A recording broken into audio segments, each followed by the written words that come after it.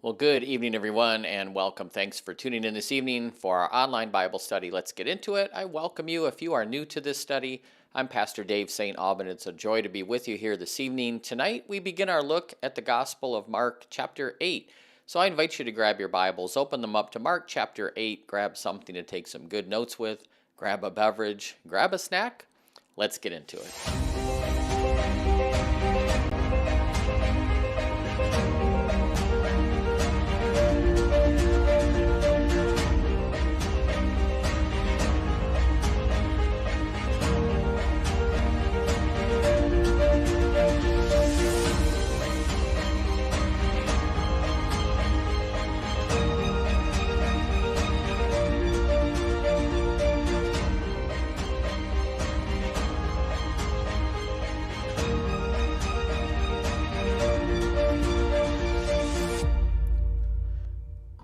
Well, again, good evening and welcome, and thanks for tuning in. I do pray that your day has been going well so far. Pray that your week's been going well. Good to be with you here again this evening as we continue our journey through the Bible one chapter at a time. We are now at the halfway point of the Gospel of Mark. We are in chapter 8 and fairly long chapter.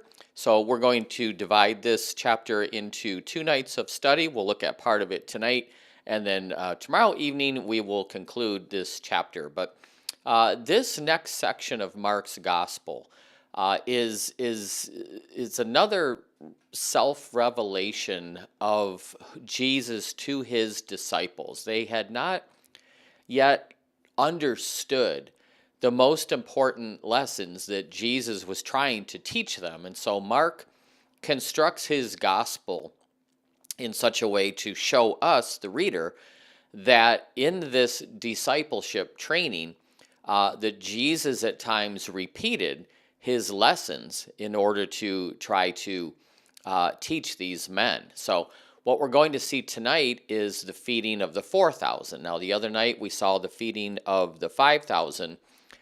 This miracle, it's a repeated lesson, right? The feeding of the 4,000 repeats what Jesus had done by feeding the 5,000. And Jesus is repeating this miracle for the benefit of the disciples. He's doing it to meet the needs of the crowd, but these disciples, they haven't learned yet what they should have learned from that feeding of 5,000. They didn't learn what they should have. So now Jesus is going to repeat this miracle, and he's going to do it again with the intention of teaching his disciples about who he really is. So let's get right into it here. Open up your Bibles to Mark chapter 8. If you don't have a Bible with you, not a problem. As always, all the verses are up here on the screen.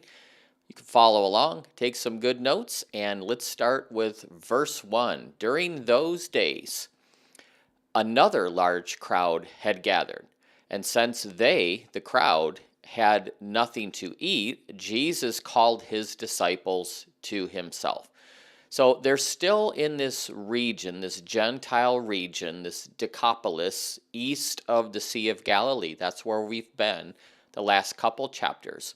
So this event is taking place in this largely Gentile area. So Jesus calls the disciples to him, and he says, verse 2, I have compassion for these people. They have already been with me for 3 days, and they have nothing to eat. So since the time that the crowds had gathered in around him, 3 days have passed, and they've exhausted their provisions that they brought with them. The crowd, they exhausted all the food that they brought with them. And Jesus sees this, and he has compassion. Now, why, he knows what's coming. Why is he waiting 3 days to see what's going on? Well, it's probable that he's waiting to see what the disciples are going to do, right? He's teaching them. He's trying to teach them. And as the food dwindles, he's probably waiting to see if, hey, they're going to come and ask me to feed this crowd like I had just fed that other crowd in chapter 6. But they don't. The disciples, they still aren't getting it yet. Verse 3. So Jesus, again, he's teaching here. If I send them home hungry, they'll collapse on the way home because some of them have traveled a long distance and they have no food. So he's articulating the plight of these people to his disciples, and he has compassion on them. But even with this cue, right, Jesus is throwing up a softball to them. The disciples aren't reacting here. They're not asking Jesus anything. They're not asking him to meet the need. This should have been a flashback. It's a similar surrounding, similar events taking place here. Jesus is throwing up these easy questions. Well, what should we do? And they're just missing it. Verse 4, here's their response. Where in this remote place can anyone get enough bread to feed them? Now, there's a couple ways that we can understand the question these disciples are asking here. One is that they have just completely forgotten about Jesus feeding the 5,000. It's probably been a few months since that event took place. That's probably, highly unlikely, though. That miracle would have left a great impression, at least on some of them. So it's doubtful that they had just forgotten everything. Another possibility that they are asking this question is that they remember the previous miracle of feeding the 5,000, but they are asking the question to Jesus to prompt him to repeat it. They're not asking him to do it. They're doing a little bit of reverse teaching here. Maybe if we ask him this question, it'll trigger something in his mind. A third possibility, and this is the more probable one, is that these disciples remember the feeding of the 5,000, but they still don't grasp the fact that Jesus can meet the needs of these people, or that he even wanted to meet the needs of these people. Why didn't these disciples learn that Jesus could miraculously feed multitudes of people?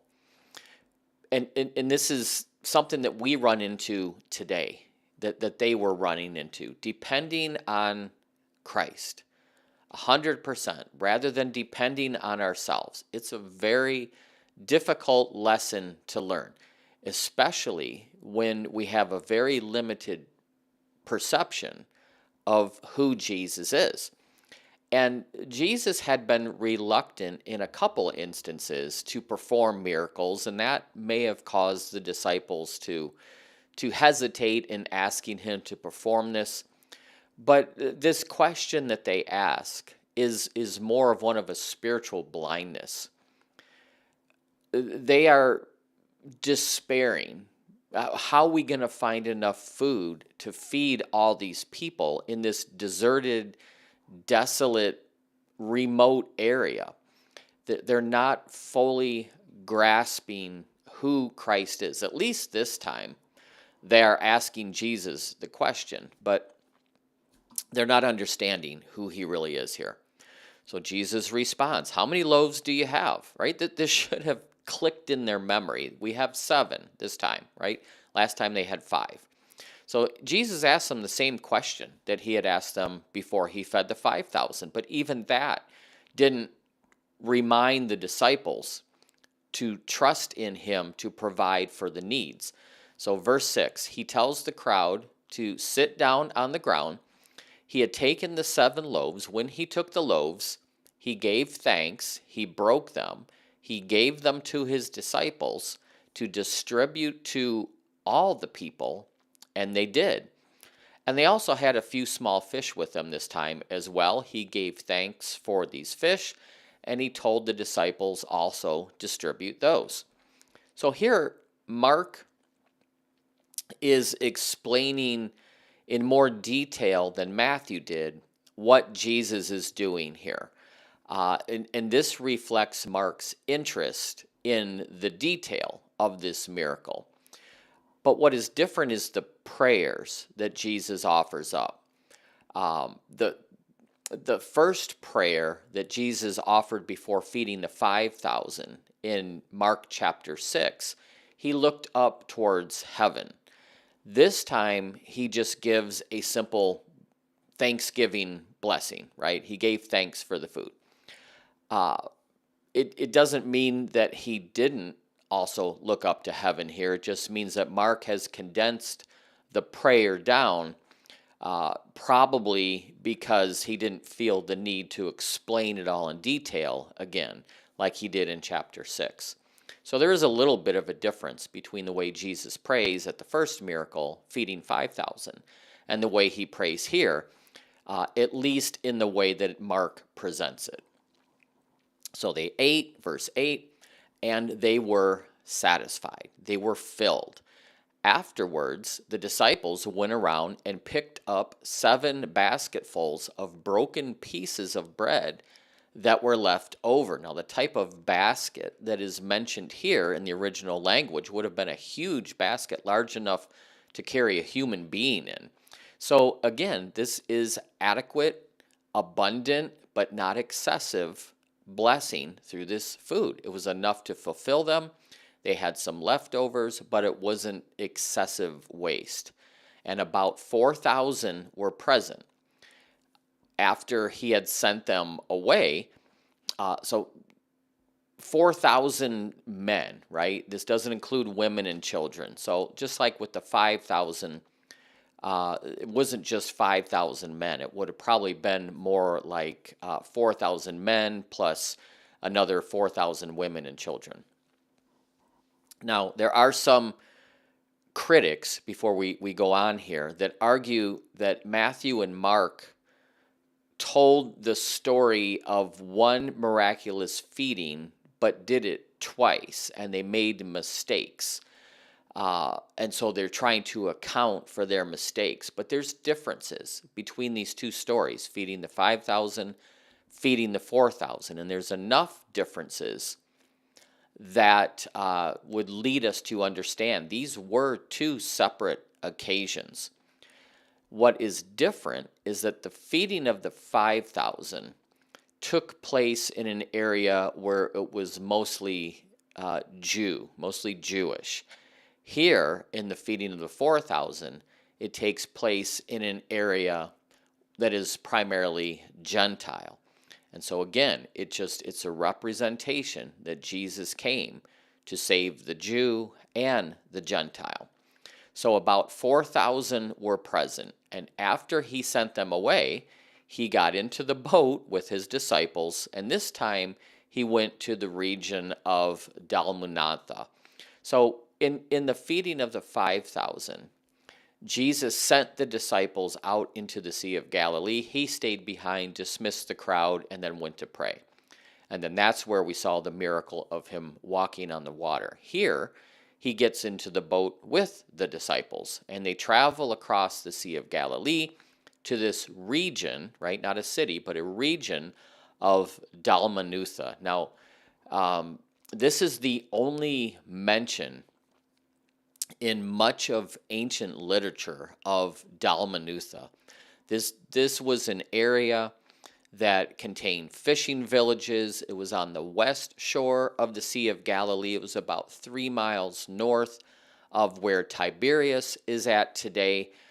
In the Aramaic language, Dalmanutha means the harbor. So this was a village, but also an area, like New York, New York. So he gets into the boat. They return across the Sea of Galilee to the Jewish side, just like they did after feeding the 5,000. And now we see this conflict arise with the Pharisees yet again. So Matthew gives a much more detailed account of this conflict than Mark does. Mark is probably just summarizing it. But the purpose of this section is to illustrate the attitude that the Pharisees have towards Jesus regarding signs. So it's a very short section here. So they return. The Pharisees journey again. In Matthew's gospel, Matthew writes that the Sadducees came with them. But here Mark writes, the Pharisees came, they began to question Jesus. To test him, they asked him for a sign from heaven. So they come from Jerusalem, not to just learn, they come to argue. and they challenge Jesus, provide us with some kind of supernatural confirmation of your divine authority that you are claiming.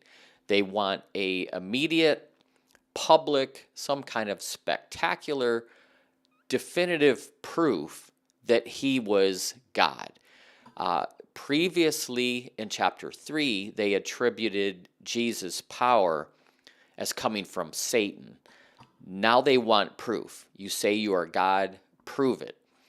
Now, all these miracles that Jesus had been performing didn't convince any of them that he was God. They're not asking for another miracle. They're asking for a sign, some kind of verification. Something like God did with Moses on Mount Sinai. And they're doing this to test him, right? What they're doing is they're hoping he will fail at this request and thereby reveal his true character, his true identity. See, we told you, he's a fraud. They want to expose him as a false Messiah. Give us a sign. Verse 12. So Jesus sighed deeply, and this, the way it's written in the Greek here, sighing deeply, it's a description of Jesus' disappointment. It is a heavy sigh. He's faced with the unbelief of these people who should have been more responsive to him. But they're not. And so this is a sigh of grief. It's a sigh of disappointment. So he sighs heavily. And he says, why does this generation ask for a sign? I truly tell you, you're not going to get one. No sign will be given to you. He's refusing to give them this type of sign that they are asking for, because the evidence that he has presented so far was more than enough to convince any open-minded person that he is God. And Jesus is distinguishing here between miracles and signs, because here he uses the word sign. I've given you enough miracles. I'm not giving you a sign. You disbelieve. I'm giving no sign to those who disbelieve. And from this statement, those who were reading and to us today, we learn that Jesus' miracles are enough. It's ample proof of who he is. But Jesus is just, he's disappointed in all this. And in Matthew's gospel, when this event took place, Jesus offered a suggestion of the sign of Jonah, right? That was in Matthew chapter 12. Mark's gospel, there's no mention of that at all.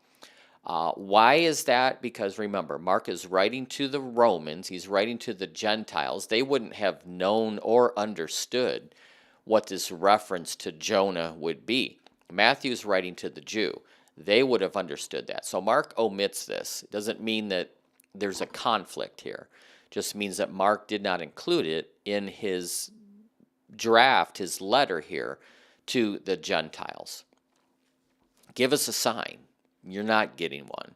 And then he left them, got back into the boat, and then crossed back to the other side again. So he left the presence of these unbelievers. He leaves to go back to the northeast side of the Sea of Galilee. And from here on out, in the rest of Mark's gospel, just like we saw in Matthew's, the focus of his attention shifts to training his disciples. The shift is away from the public to training these men. And this is an important lesson to all of us on the importance of accepting the evidence that we have been given through God's word that Jesus is who he says he is.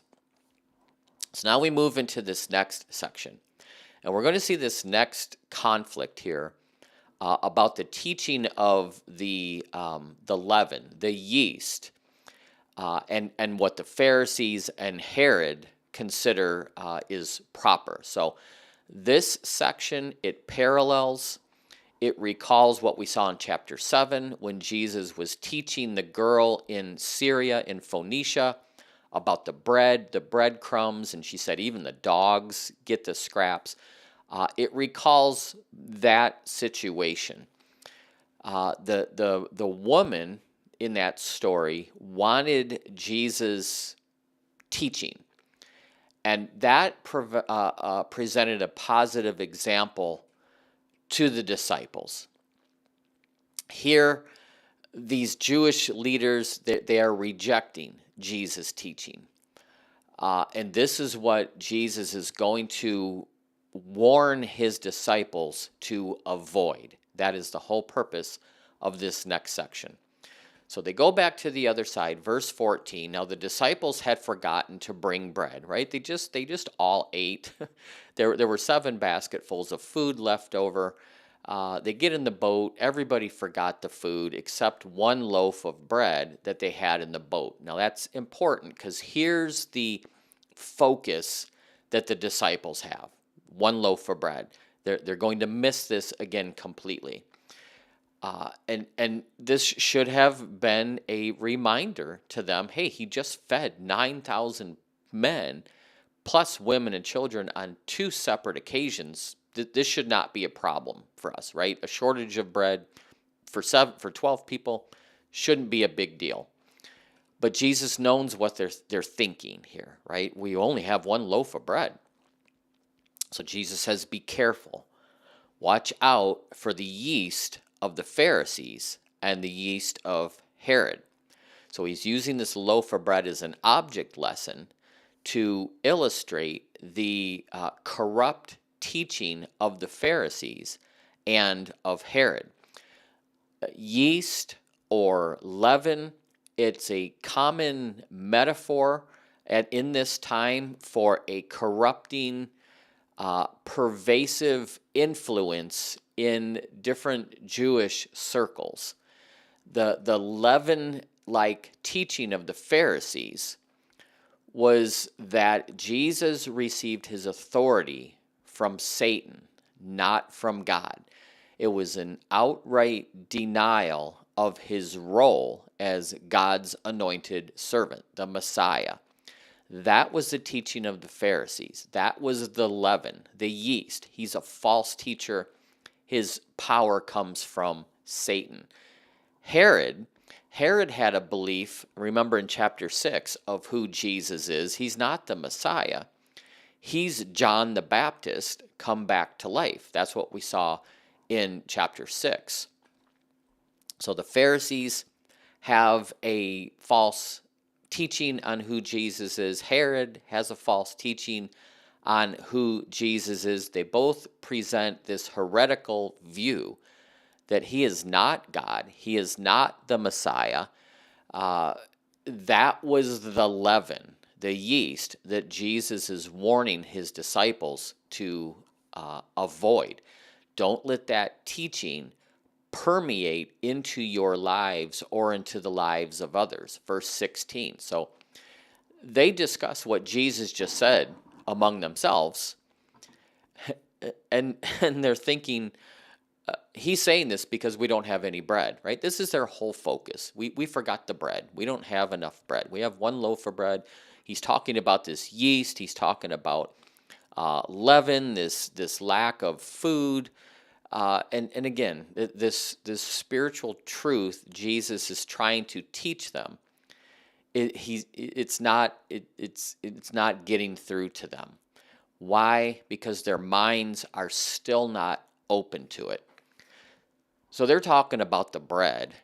Verse 17, aware of this discussion, Jesus asked them, why are you talking about not having any bread? Do you still not understand? Do you still not get it? Are your hearts still hardened? Do you have eyes, but you don't see? Do you have ears, but you don't hear?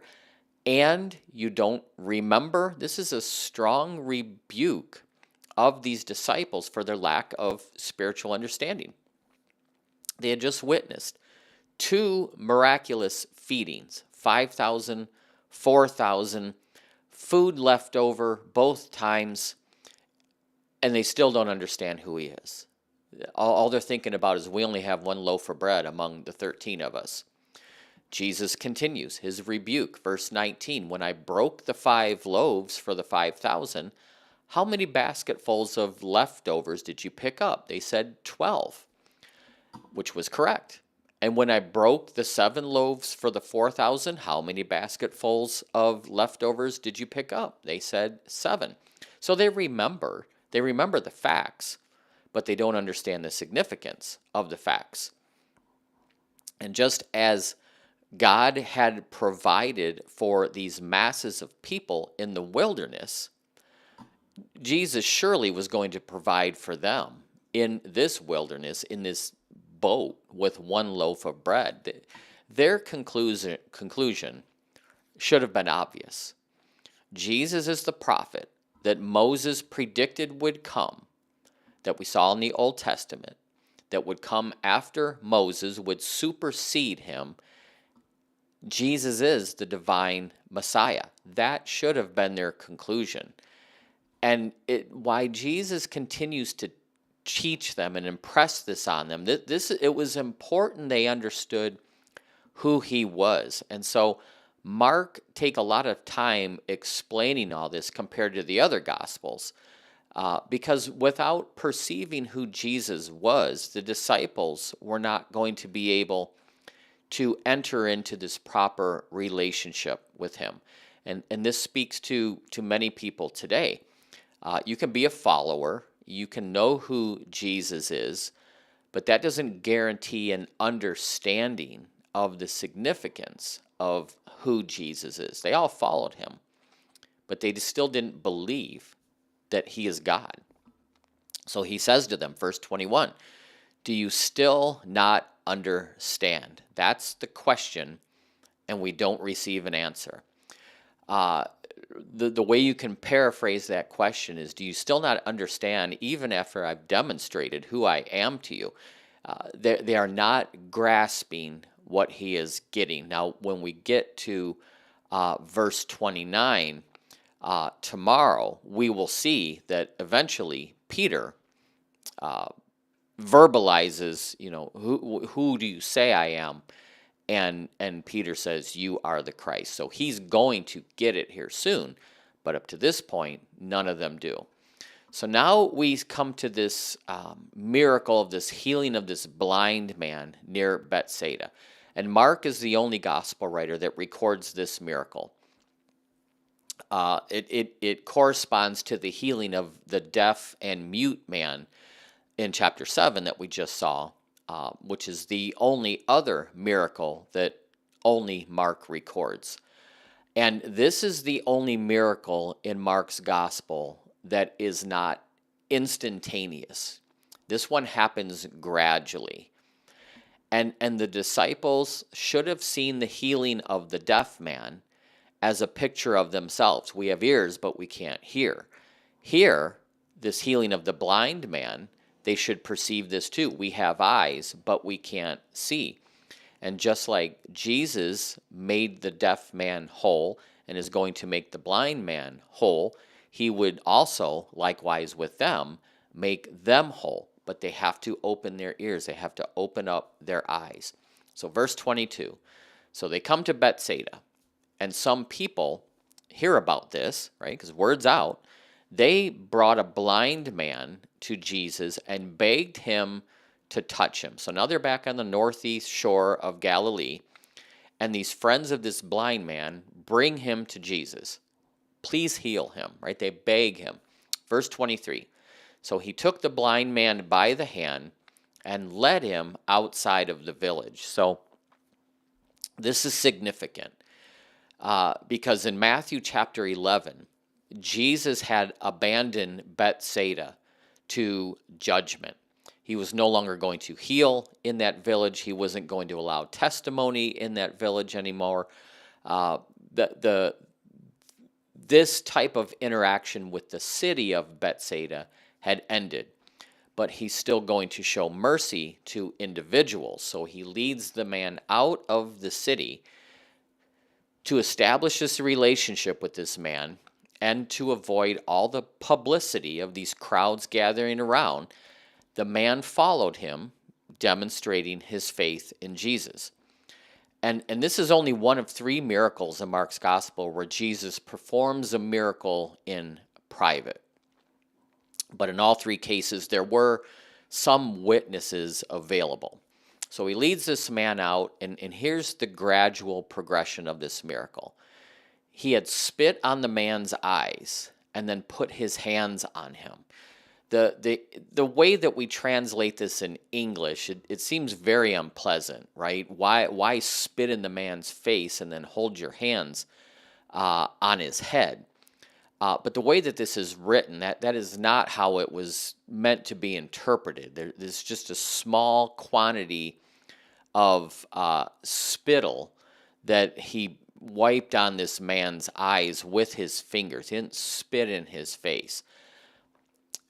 That was done to illustrate clearly to this man that Jesus is restoring his vision. It was all for an object lesson. Jesus didn't have to do any of this. He's trying to teach, here's what I'm going to do.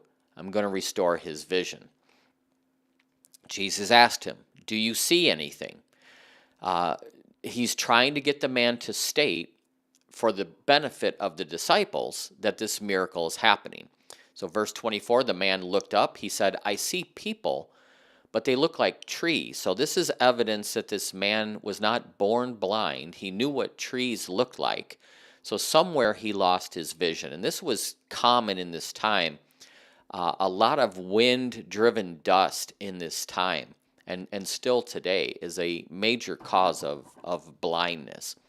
So this man had lost his sight somewhere because he knew what people look like. He knew what trees look like. I see them. And so again, verse 25, Jesus placed his hands on the man's eyes, and then his eyes were open. His sight was restored. He saw everything clearly. Now, why do this one in stages? It's an indication that Jesus could heal in any manner that he chooses. He can do it quickly, slowly, speak it, hands. We've seen all kinds of different miracles. This man may have been afraid, and so in order to reduce his anxiety, he's guiding him through this slowly. Maybe for the sake of the disciples, it's an object lesson that he can give sight to people one step at a time.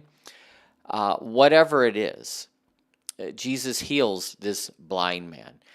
And the stages that he goes through here are typical of how he removes spiritual blindness. First, believers can be completely blind to the truth. Unbelievers can be blind to the truth. That represents, or the man's blindness represents that. Then, as the Spirit convicts us, we can start to see through some things. That's 1 Corinthians 13:12. We see things dimly. That's what happened to this man the first time. And then when Jesus touched him the second time, now we see things clearly, right? 1 Corinthians 13:12. Then we see things, or now we see things dimly. Then we will see things clearly. And so verse 26, Jesus heals him, sends him home. Don't even go into the village. Just go home, right? So this man lived somewhere outside of the city of Bethsaida. And he gives this man a command. Go home. Don't go tell everybody, right? Why? To safeguard his mission. He doesn't want a big mob of people coming around him again, just looking for healing. That is not his mission. And so with this miracle, Jesus fulfills another aspect of messianic prophecy from the Old Testament. In Isaiah 35, 5 and 6, Isaiah writes that the Messiah would open up the eyes of the blind. The Old Testament prophets gave prophecy that God is the one who restores sight to the blind. That's Psalm 146. It's Isaiah 29. It's Isaiah 35. And so for the disciples who understood Old Testament scripture, this miracle should have concluded them to the obvious. Jesus is God. And that's where we're going to stop here tonight. And tomorrow we'll pick back up, and we're going to see in starting with verse 27, Peter's profession that Jesus is the Christ. But I appreciate you being here. I do pray that this has been a help to you, and appreciate you joining in. Have a wonderful rest of your evening. Stay safe and stay healthy, and I look forward to seeing you soon. Till then, take care. God bless. Bye-bye.